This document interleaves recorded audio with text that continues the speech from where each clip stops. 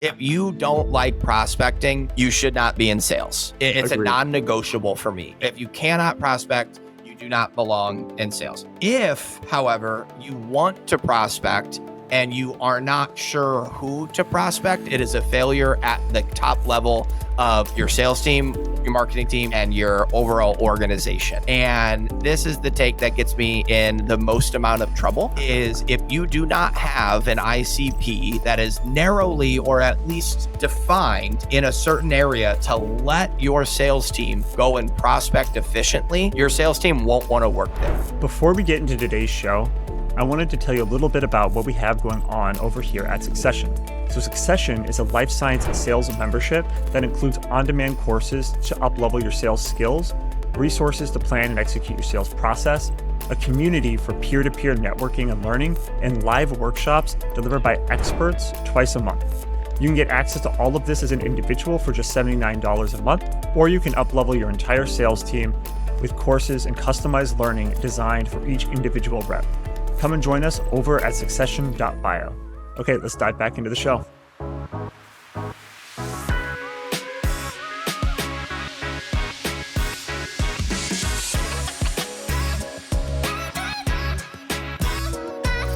Hey, welcome to another episode of the Sales DNA podcast. Unfortunately, Nick could not join us here today, so it's just me, but I have an interview here with Alec McChesney. He is the Director of Business Development over at Score Marketing, and we talk all about sales and marketing alignment in this one. So we're talking about it from the leadership level, making sure that you set the right goals and objectives, and then that those goals and objectives get disseminated down through the rest of the team to create a feedback loop and an environment that does not become toxic. And so it's making sure that every team is working on the right sets of objectives, they're measured appropriately, and that way your sales and marketing engine are both working together to drive revenue, right? So that's what we talk about today. Should be a really good one. And so with that, let's jump on into the show. Hey, Alec, welcome to the podcast. We're pumped to have you here.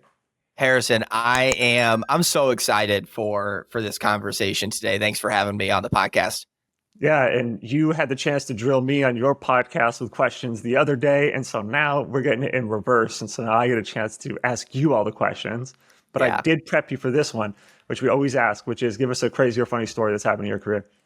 Okay, and I didn't warn you about this when you hinted it, and so this actually is a crazy story.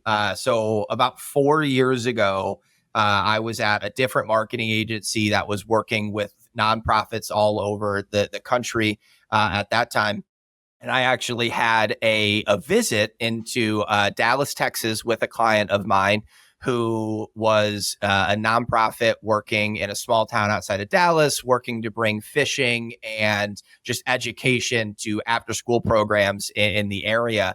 And I fly down there. It's still the COVID-19 pandemic. It's 2021. And so it was a unique time to be flying, all the things. I get there and we go and have this incredible conversation presentation to the board of this small town, and my client at the time walks back up to me and he says, "How did it go?" And I said, "You were there.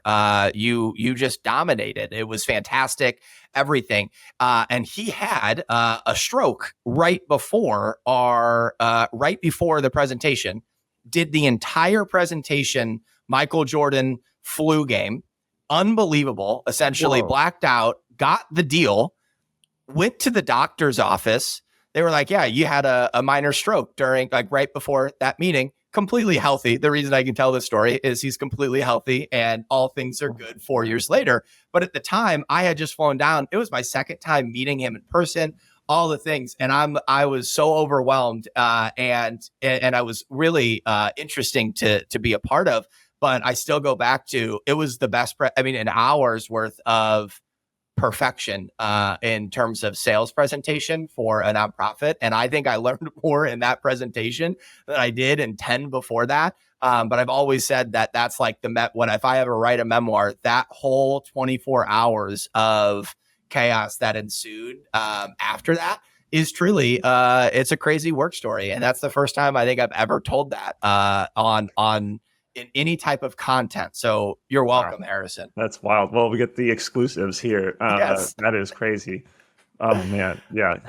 I couldn't even imagine. Like, just don't even remember the greatest presentation of your career. Yes, Was it recorded somehow? Was it recorded on Zoom or something? So it was, but at first I thought it was a bit. Like I thought he was making the joke, like, oh, how did that go? When it's like we just locked it in, we just did incredible. Like, no, it was for real.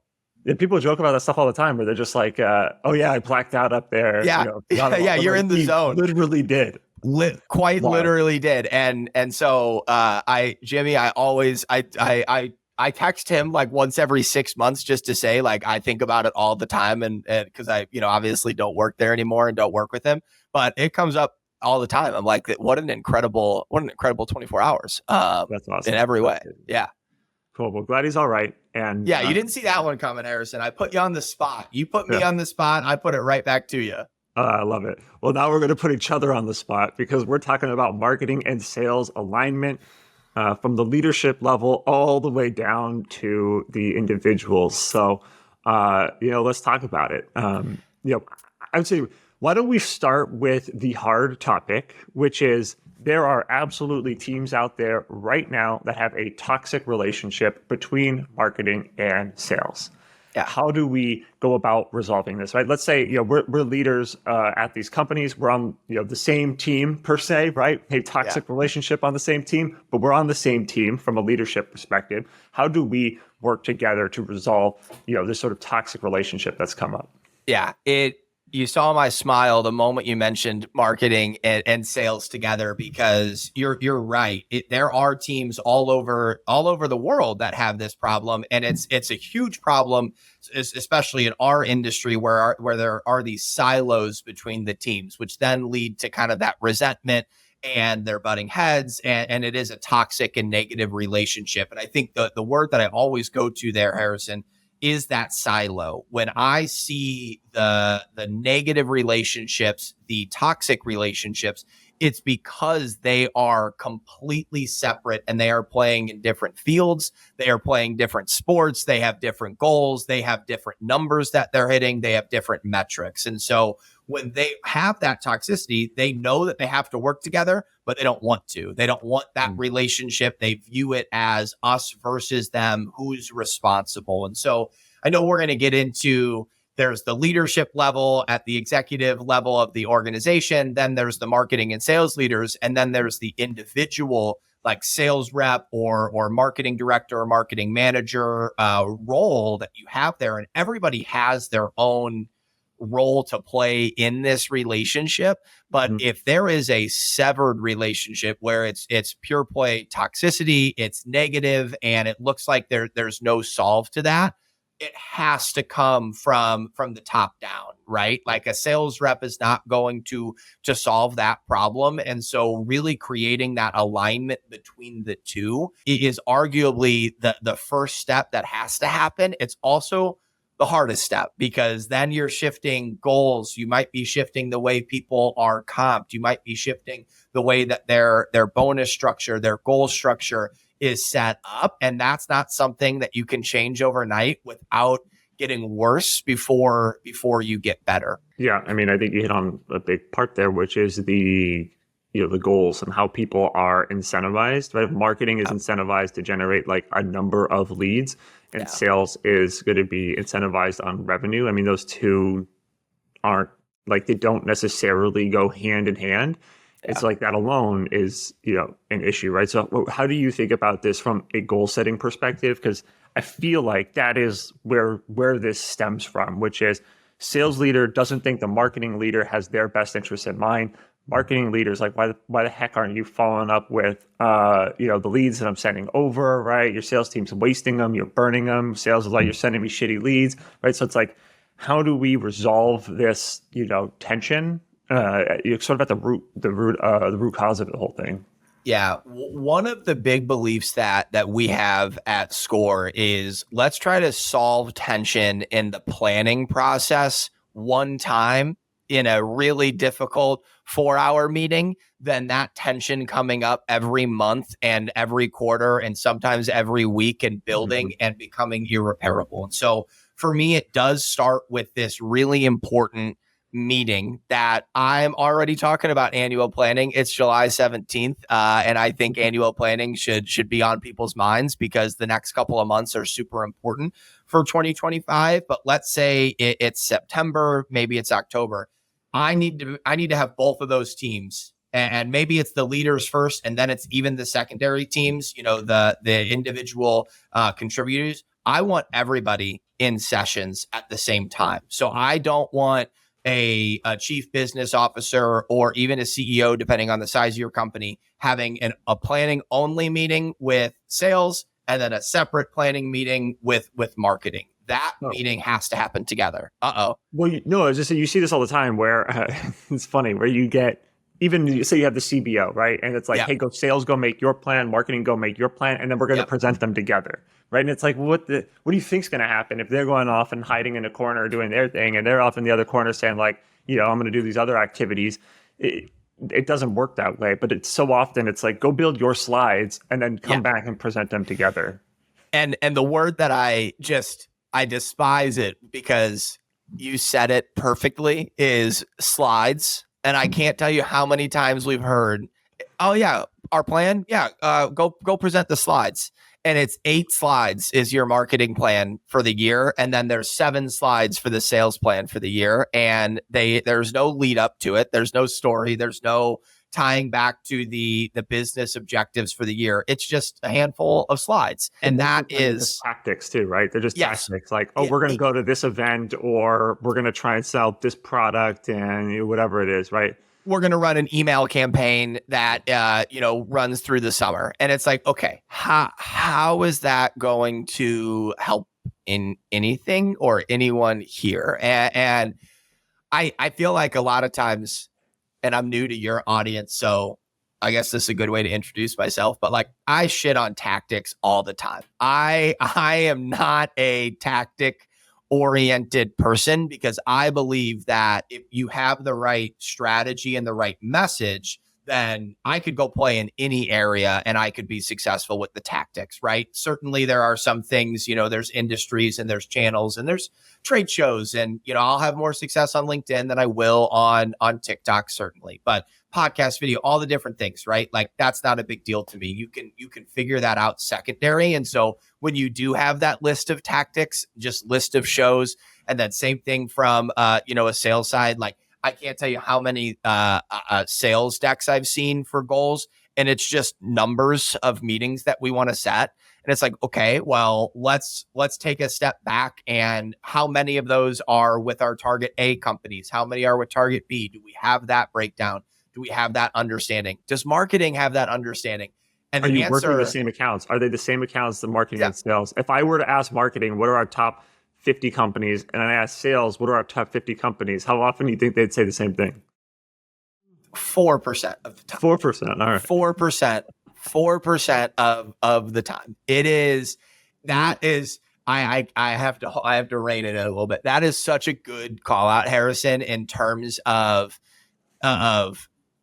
the absolute silo and gap between the two teams. That should not happen, right? Like that, there should not be a scenario that you could go to a marketing team and to a sales team and ask them to write down 10 companies that we want to go after, and we're not naming the same. Unless it's like you just decide we're going to name the top 10 pharma, right? Correct. You could get lucky if that's the case, right? Yes. Yeah.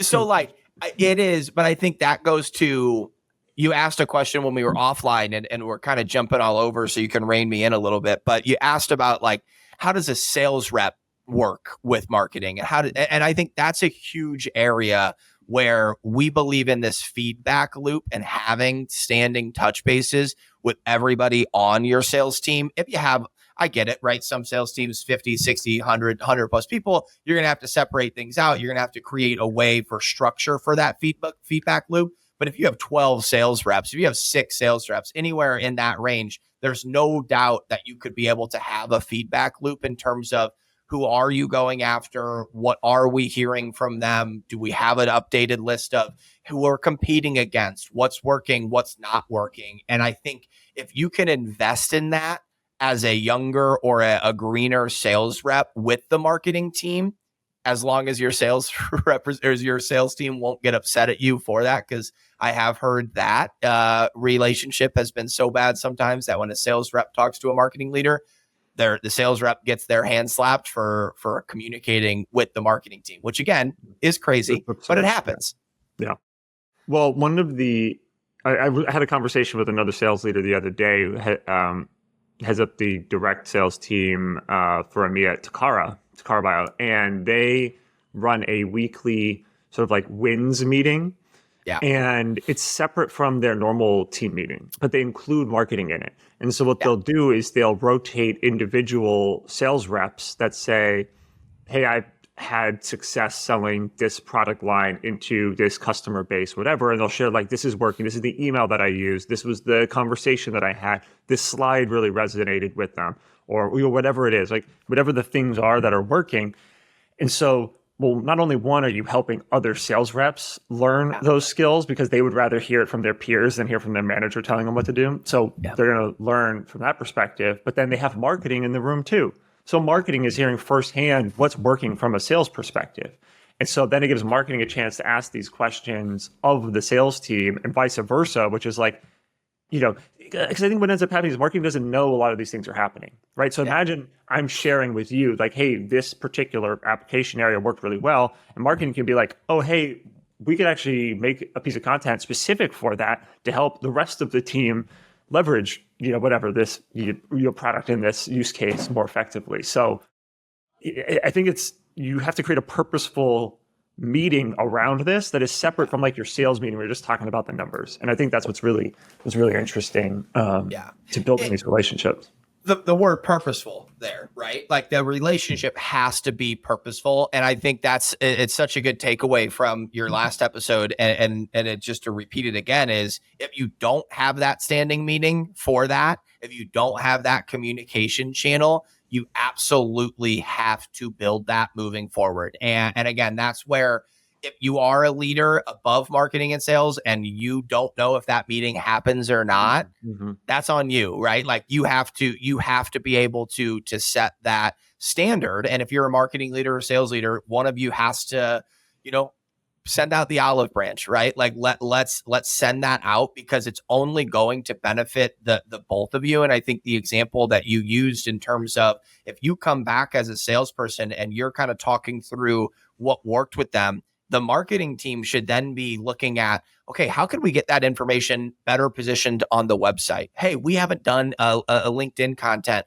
on that topic. Do you think we could do an ad campaign around this? If their brains start running with that information, it's going to make the sales team feel more confident in what's going out from a marketing perspective too. And I think that's where I think another sliver of this gap between the two comes from when sales sees the marketing that's actually out in public, external marketing. The sales team is always like, that would never work.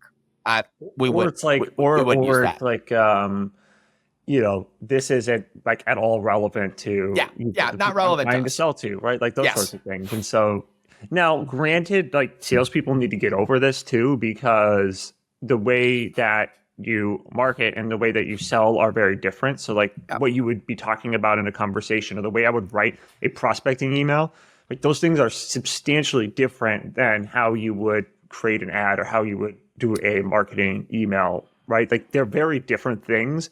And so also I think salespeople need to get over themselves and thinking that they know everything and that they think they know everything is best as well.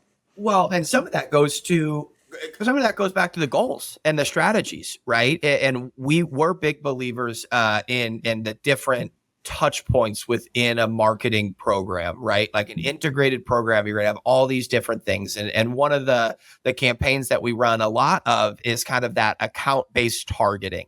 And ABM is that hot button topic. And we talked a little bit about this on the Score podcast last week in terms of, I believe that account-based marketing is actually a sales-driven and sales-led thing. But if we're running a paid campaign and we're just targeting the top 100 companies, top 150 companies in our target market, we're running ads and we're doing retargeting on those individuals, that's more often than not a pure play brand awareness thing. Like, we're not trying to get leads from that necessarily within the first 6 to 12 months. You have to really build that foundation for that type of an ad campaign. And so a lot of times we're seeing this, and the sales team will have complaints about, I thought we were running the ad campaign, where are the leads? I see those ads out there. Those aren't going to a form fill. That's not going to come to me. And it's like, well, that wasn't the point of that. The reason we were doing that is to try to get our brand name out there a little bit more. We're trying to get education on our value proposition, on our solutions.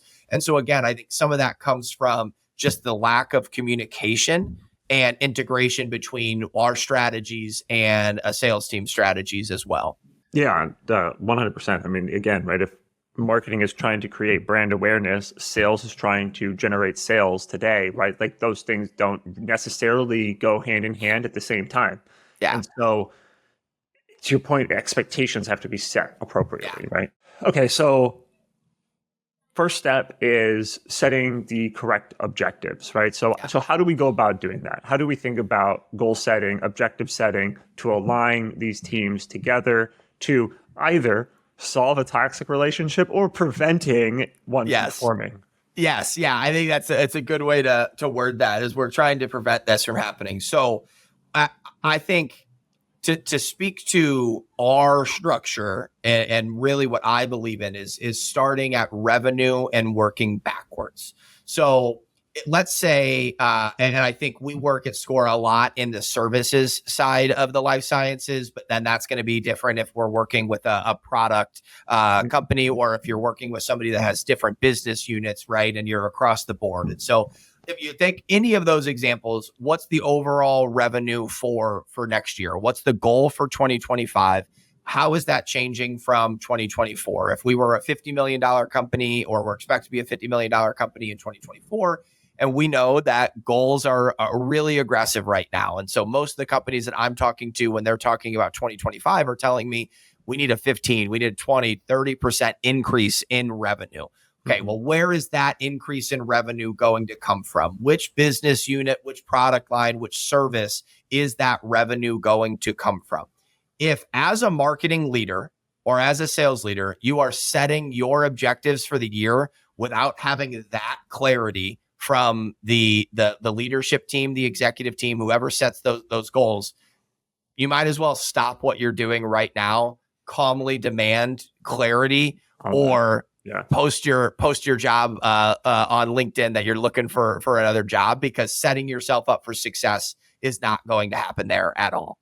Yeah. I mean, I've even seen it though, where, somebody will concoct some absolutely ridiculous revenue targets, and it's typically around a new product or a new product launch, where they're like, oh yeah, this product's going to take off. And there's literally no track record of seeing it be successful. And that sets, so like, let's say you do that, right? You've done that. You have this like quote unquote revenue number for this product, service, etc. So you go off on this wild goose chase to go after it now. And it's like, well, it wasn't quite as hot of a product as we thought. And so now the plan has to shift. Everybody goes back into firefighting mode. Sales is doing sales activities. Marketing's doing marketing activities. And they're not talking because they're trying to just save their ass. So how do we ensure then that those goals are even set appropriately at that level? So really, really good question. Really good example. And I also think like that company's probably not going to make it. But let's say that they have a goal that's $25 million more than it was the year before. Let's say we're trying to jump from 50 to 75 million. What we need to look at first is, do we have a big enough base from the sales database and the marketing database to even make up for that? Are we really well known, but we just haven't sold the way that we have? Are we really well known and we're growing the sales team? Or maybe we have more capacity at our manufacturing house than in years past? What is the difference maker in this 25 million? Because if we aren't well known, and what we see a lot with our clients is they've gotten to 30 million, and they've gotten to 30 million or 50 million because the founder has the best network of all time, and they've gotten to 30 million by repeat customers, and they've gotten to 30 million by referrals. If you're trying to go from 30 to 100 million and your database is current customers, past customers, and referrals, then we're in a lot of trouble, right? Mhm. But if we can understand that, that means we're going to have to do a lot of brand and value education on the marketing side. And so we're going to have to do a lot of that brand awareness and brand nurturing in order to get some qualified opportunities for the sales team. So this is speaking specifically on the marketing side for this segment here. But if we get that goal, the first step for both the marketing and the sales leader is, how are we going to get to that number? And if there's not a very clear answer, which usually, right, Harrison, there's not a, oh, we'll just do this and it's going to be the trick, or we've got the new product, it will solve all of those problems, right? Now we need to link in together. And this is where that alignment to get to that next 25 million or next growth phase between the marketing and business development team is so essential. And this is where I think that this is a little bit controversial because I've gotten yelled at for saying it. But to me, that number is a shared revenue number. That number is a responsibility that marketing owns and that the sales team owns. So that way, when marketing comes back, they're not going to say, we are responsible for 1,000 form fills in 2025. Yeah, and that sales is responsible for 25 million. Shove it. Yeah. Yes, because that's not going to work. Shove them because they weren't good enough. Correct, right? And so when you set the revenue goal for each team, now I've seen it work both ways where you actually split it like 12 and a half and 12 and a half or 50% type of thing. I think it's just the revenue number. There's not a percentage share between the two. We are both working towards that goal. If a marketing lead comes in and a sales team closes it, why are we bitching about who gets the ownership? Attribution is attribution is like, well, yeah, it's a ridiculous topic for another day, and fighting over attribution. Like I've seen it where companies will say, they'll try and break out like where opportunities come from specifically, which is like probably good thing to do. But then there's like a fight over like, well, this was sales outbound, or this was marketing inbound, or this was like attributed to like a sales development rep versus an account manager. And then you would just end up in these battles over like attribution. And then your sales leadership and marketing leadership team are like trying to manufacture, I don't want to say manufacture data to make them look good, but it's kind of it is happen, right? And then it's like, it's just so you don't get those stupid questions from some of the leadership team, right? So 100%. So I get the attribution love. For me, attribution should be used to identify where you can find the best clients, not who gets credit for the sale. I like that. Right? That's a good way to look at it. And we use trade shows are a perfect example. You walk up to somebody at a trade show and you're a sales rep and you're like, I'm going to introduce myself to them. And you have a conversation. And then 9 months later, you close a deal with them. Okay.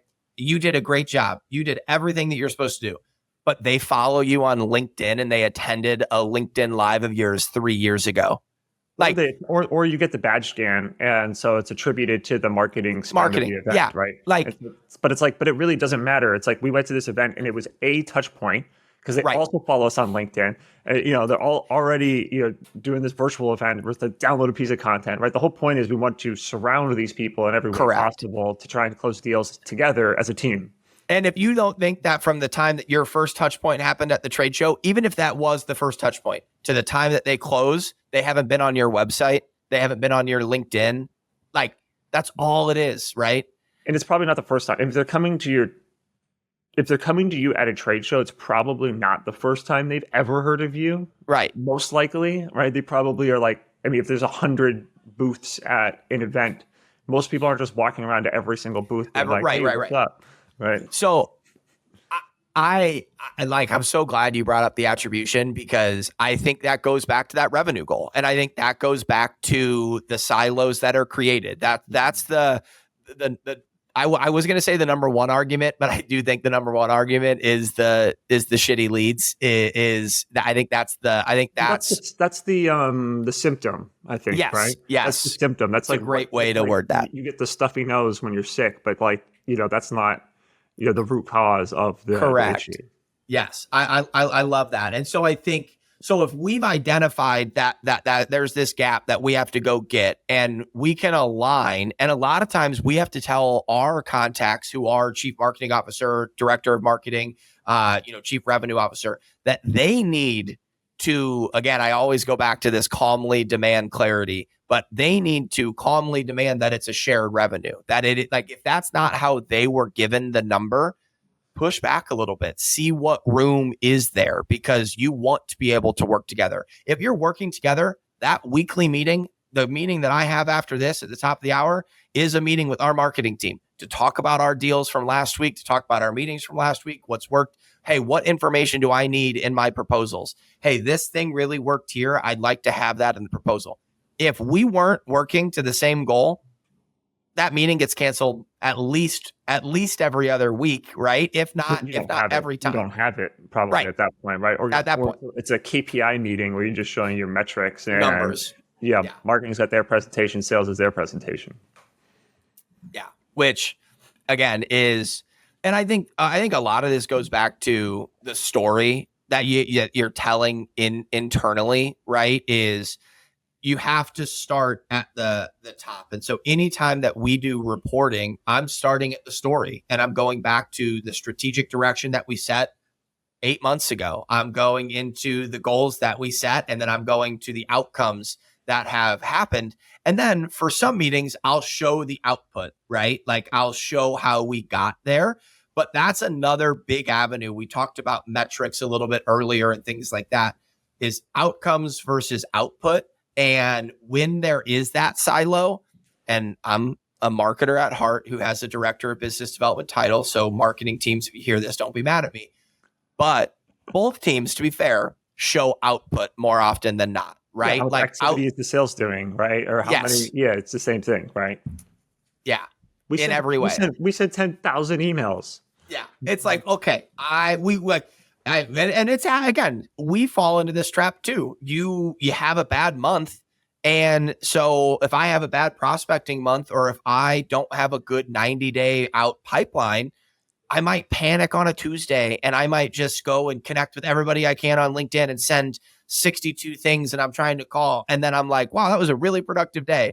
And nothing's going to come of that, right? Like, maybe you get lucky, but it's a panic play. And marketing teams, I think internally, when there's not that alignment and there's not that strategic direction, you get into that shiny object, because a salesperson or a chief scientific officer might call and say, we should do this. We should do this. We should do this. And the next thing you know, you're running all over the place, and we're not going back to that true direction or that true north that we had set at the beginning of the year. Awesome. So what I'm getting here is at the top level, we're talking how we can align the teams around one goal, whether it be bookings, revenue, however you define the most important, metric for your org. And then both teams are working towards it. But then you have to understand, what are the expectations for product lines, for business units, for geographies within that. Yep. Then you have to allocate your resources appropriately to that, where then you can start to decide, now, how are we as a team going to hit these goals together, which then would ultimately roll into the tactics that you would then deploy, right? Yeah. And you should just snippet that and send it to the world and say, this is all you have to do to solve these problems. And I say that, have a weekly meeting, and have a weekly yes, and have a weekly meeting. Feedback loop. And I say that, and I joke, but I also kind of mean it, because when you got to the end there, you said, and then it's the tactics, right? And what more often than not happens, as going back to the beginning of our conversation, is you start this planning, and it's just going to be, what trade shows are we going to? What updates are we making to the website? And then how often are we going to post on LinkedIn? And maybe on the sales side, it's a list of list of target companies. Maybe you have that broken out into tiers, but a lot of times I've just seen it as outputs. How many calls do we want to make? How many shows are we going to go to? How many meetings do we need? And it's like, well, where did we get that meeting number from? Do we have that meeting number as it pertains to the revenue number? And are we working backwards from there? And how does that come from marketing? And if we don't have those things, if we don't have what you just laid out, then yeah, in 4 months, you're going to be really pissed off at your marketing or sales counterparts. There's no denying that. Yeah, 100%.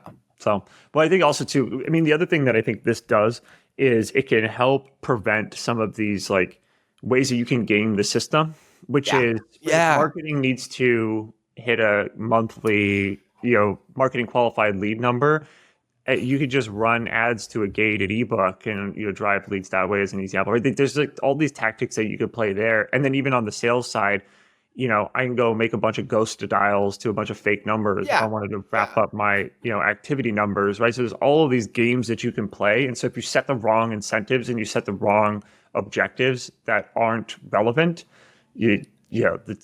that's where the problems present themselves. Yeah. And I think that goes back to, I think I'm a broken record when I say this, but marketing's job is to support revenue and sales's job is to support revenue. And if we don't have that centered, there's going to be pitfalls throughout the entire year. So refocus it to marketing's job is to support revenue. Sales job is to support revenue. How do we support revenue together? And you'll definitely be more successful. Cool. And so as teams are thinking about their planning now, because they're definitely thinking about planning now because you're talking about it and you're going to remind them all the time. So start your 2025 planning soon. At least start having these conversations, especially around goals and objectives, right? If it's something that you really want to, make a change on, start having this conversation to talk about resetting how you are comped your different objectives that you may have. And if you're a founder or CEO listening to this and you want to have a better relationship between your sales and marketing teams, you should be thinking about how you drive this sort of behavior down through those organizations as well. Yeah. In every way. I think that's a really good finishing note and a good takeaway, because that if it doesn't start now, it'll be December and you'll say it's too late. We'll look at it next year and then we'll be in pain throughout all of 2025 as well. Yeah, 100%. Yeah. So awesome. Alec, this has been great. One last question for you though. So I know we had wanted to talk about some bad prospecting takes. And so I'm sure you've got a couple, but hit us with a rapid fire, a couple bad takes on prospecting for people to avoid. Yeah, I'm gonna keep this as PG as I can. If you don't like prospecting, you should not be in sales, right? Like I think that is it's a non-negotiable for me. If you cannot prospect, you do not belong in sales. If, however, you want to prospect and you are not sure who to prospect, it is a failure at the top level of your sales team, your marketing team, and your overall organization. And this is the take that gets me in the most amount of trouble is if you do not have an ICP that is narrowly or at least defined in a certain area to let your sales team go and prospect efficiently, your sales team won't want to work there. And I've seen this too often where we will work with somebody and their audience is all of large biotech. Oh, small to medium biotech. And it's like, there's no specific person that they've highlighted either. That's everybody. That you're not, if you hire a sales team member and you tell them to go and do this, they are not going to come back and be happy. They are not going to be successful. Or you assume that they can figure it out on their own, right? It's like, that's not like, yeah. So how senior somebody is, like they still need to be, shown the way that you have built the company around, which is the right ideal customer profile to target, who to go after, when, how, what resonates. Like that's what you put together in a playbook to arm it with. I think that, and the playbook word, and I go back to it, I said it too many times, but the calmly demanding clarity is really hard for younger sales team members. But if you are hired at that level and you don't have that education, I say the same thing for marketing teams. Actually, if you're on the marketing team and you don't know that, go to your director, to your boss, or to the leadership team if you have that, access, and ask them, what makes our best clients? Not only kind of the behavior, like the demographic, geographic type stuff and the roles, but also what type of a position were they in their business? Were they coming off of a growth? Were are they trying to rebound from, a couple of bad years? What made them choose your organization, so you can start to get some of those intangible or intrinsic value parts of why somebody chooses you, because that's going to be more lethal in prospecting. I guess I would say it's more lethal in quality prospecting to me than it is, in anywhere else in the sales cycle too. People don't hate prospecting emails. They hate shitty, unpersonalized, unrelevant prospecting emails, right? Yeah. If I sent you the perfect message to solve your problem at this exact moment, you'd be thanking me. You said, thank you so much for reaching out. Would love to talk. People love prospecting emails, but they hate shitty ones. Something to keep in mind. You quoted Dave Gerhardt on the episode last week, and I always go back to him. Like, everybody tells me email sucks, email sucks, email sucks. And then Dave has like 9 episodes in a row where he's like, email's the best that we've ever had. And he's like, I write my emails, I do it myself, and it's personable, and I bring value. I do all this stuff. Emails. People don't hate your LinkedIn profile. They hate your LinkedIn profile because it's bad. It's bad, right? People don't interact with your content because of shit. Like I get upset. I get upset when I put a post out there and it doesn't get anything, and I'm just like, man, that must have been bad. I thought it was good. Yeah. Right? No, your quality, your results are the quality of what you're putting out there. So could not agree more with that. And people want solutions to the problems that they have, and if you can find that, you will win. And reps want an easy button to do that, right? They want to. I've been using the term spam cannon a lot lately. And so, like most reps just want to load up. They just want to load up the spam cannon, put that template in there, load up a list, hit send all, and then, hope for the best, right? It's like, there's so many reasons why that doesn't work. But put away the spam cannon, put it down. Yes, I love that. That's awesome. Well, Alec, this has been great. Lots of good stuff in here for leadership to be considering. And hopefully we see a lot less toxic relationships coming from marketing sales in the next few months. So thanks for coming on. Absolutely. Thank you.